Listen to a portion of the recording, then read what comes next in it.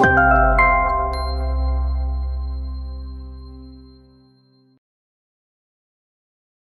jumpa saudara-saudari sekalian di edisi khusus Katolik kita kali ini.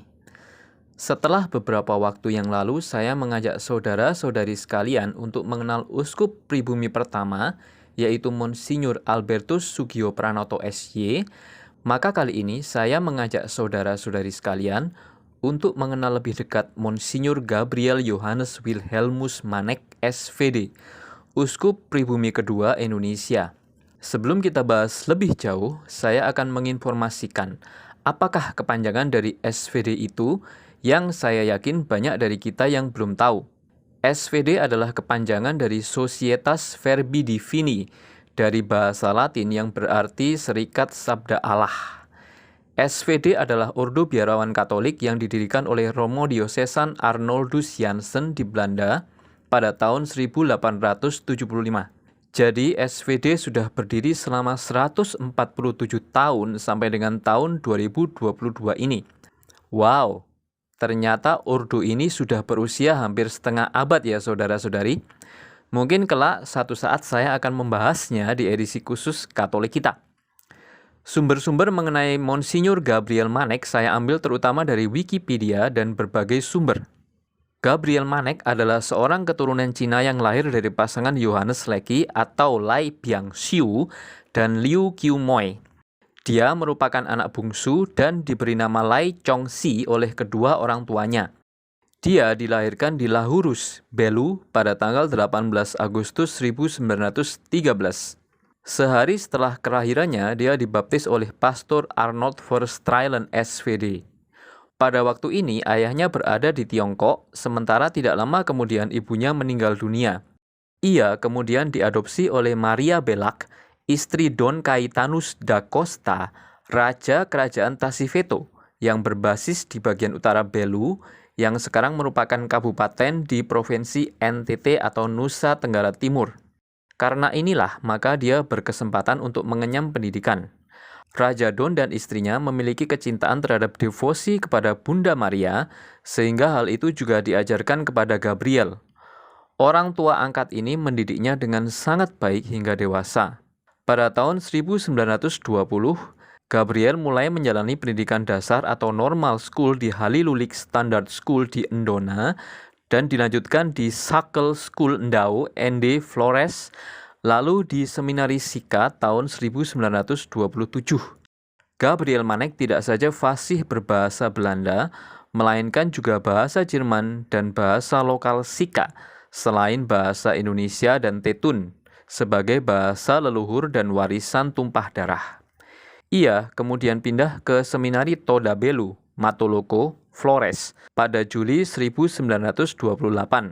Ia masuk novisiat SVD pada tanggal 16 Oktober 1932. Ada pula yang menulis tahun 1933, dan sejak 17 Januari 1937, ada juga yang menulis tahun 1936, ia berkuliah di Seminari Tinggi Ledalero dan lulus sebagai angkatan pertama setelah mengucapkan kaul pertamanya. Pada 15 Agustus 1940, ia mengucapkan kaul kekal sebagai anggota SVD di Seminari Tinggi SVD. Tepat 1 bulan kemudian, pada 15 September 1940, ia menerima tahbisan diakonat. Ia ditahbiskan sebagai imam pada 28 Januari 1941 oleh Monsinyur Hendrikus Leven di Gereja Nipta, Maumere. Ia menjadi imam pribumi pertama di Nusa Tenggara Timur bersama dengan RP Carolus Kalebale SVD. Setelah ditahbiskan menjadi imam, Pastor Gabriel Manek ditugaskan melayani 72.000 umat Katolik dari Flores Timur hingga Alor. Ia melayani umat hingga ke pelosok dengan berjalan kaki, menunggang kuda, maupun menyeberangi lautan dengan perahu kecil. Ia sangat peduli terhadap orang kecil dan menderita. Pada masa penjajahan Jepang, yaitu tahun 1942 sampai dengan 1946, Pastor Gabriel menjadi satu-satunya pastor di seluruh Flores Timur karena pastor lainnya ditawan oleh tentara Jepang. Saat itu banyak penderita kusta diasingkan di Tanjung Naga, Lembata. Mereka dibiarkan tanpa perhatian dan kasih sayang. Pastur Manek mengunjungi penderita kusta hingga perbuatannya diketahui tentara Jepang dan akhirnya dia diinterogasi. Tak hanya itu, perahu yang merupakan alat transportasi menyeberangi pulau pun dibakar. Tapi hal itu tak memadamkan semangatnya. Ia kemudian bertugas di Lahurus dan terlibat dalam dunia politik atas izin gereja. Saat itu Manek bertugas sebagai anggota pemerintahan Republik Indonesia Serikat atau RIS yang berkedudukan di Kevamenanu. Ia bertugas di Timor pada periode 1946 hingga 1951. Kunci yang menjadi pokok perhatiannya adalah menyapa setiap umat secara personal, mengenal mereka, memperhatikan persoalan yang sedang dihadapi, dan mencari upaya untuk meningkatkan kualitas iman umat.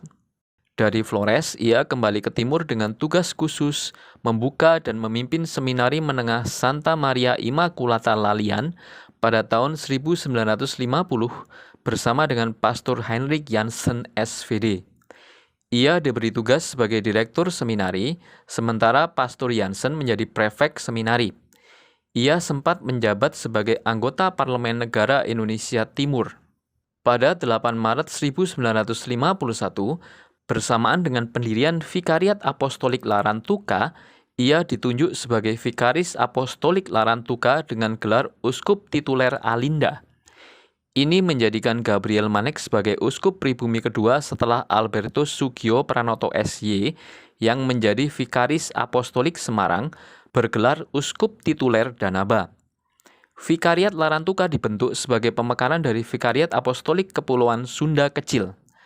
Ia ditahbiskan sebagai uskup pada 25 April 1951 oleh penahbis utama Monsinyur Henricus Leven. Vikaris Apostolik Emeritus Kepulauan Sunda Kecil bergelar Uskup Tituler Arka di Armenia. Jak Franciscus Maria Pesers SVD yang merupakan Vikaris Apostolik Atambua bergelar Uskup Tituler Kandiba bersama dengan Sugio Pranoto SY yang merupakan Vikaris Apostolik Semarang bergelar Uskup Tituler Danaba menjadi Uskup Penahbis Pendamping. Pada tahun 1954, Gabriel Manek mengadakan upacara penyerahan keuskupan Larantuka kepada Hati Maria yang tak bernoda.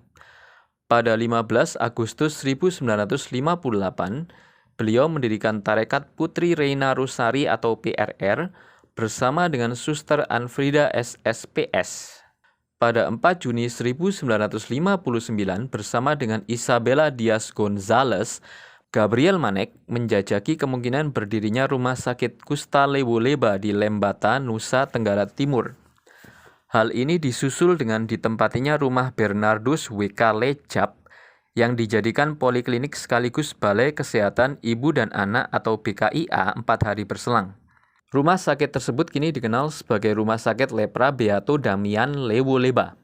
Bersamaan dengan dipromulgasikannya Konstitusi Apostolik Quod Christus Adorandus tentang berdirinya hierarki Gereja Katolik di Indonesia secara mandiri oleh Paus Yohanes ke-23, ia bertukar posisi dengan Monsinyur Antonius Hubertus Thyssen SVD, di mana ia menjadi Uskup Agung Ende, sementara Monsinyur Thyssen menjadi Uskup Larantuka. Gabriel Manek menghadiri 3 sesi pertama Konsili Vatikan II.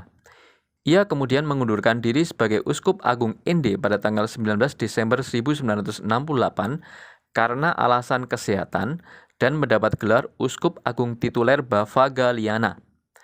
Sebagai uskup emeritus sejak 1968, Gabriel Manek hidup sebagai perantau di San Francisco, Amerika Serikat dengan alasan menjalani pengobatan. Namun konon terjadi konflik yang begitu keras yang terjadi di Keuskupan Agung Ende pada waktu itu dan ia mendapat tekanan yang begitu berat yang menyebabkannya kemudian memutuskan untuk mengundurkan diri. Selama tinggal di Amerika Serikat, di sekitar tahun 1973, Uskup Manek sempat berkenalan dengan suku-suku asli Indian dan menjadi gembala bagi suku Indian di Arizona. Monsinyur Gabriel Manek memperlakukan orang Indian seperti saudaranya sendiri. Bahkan suku Navajo mengangkat dia menjadi kepala suku mereka. Jelas Anne Dwinell yang melayani dan merawatnya selama di Amerika.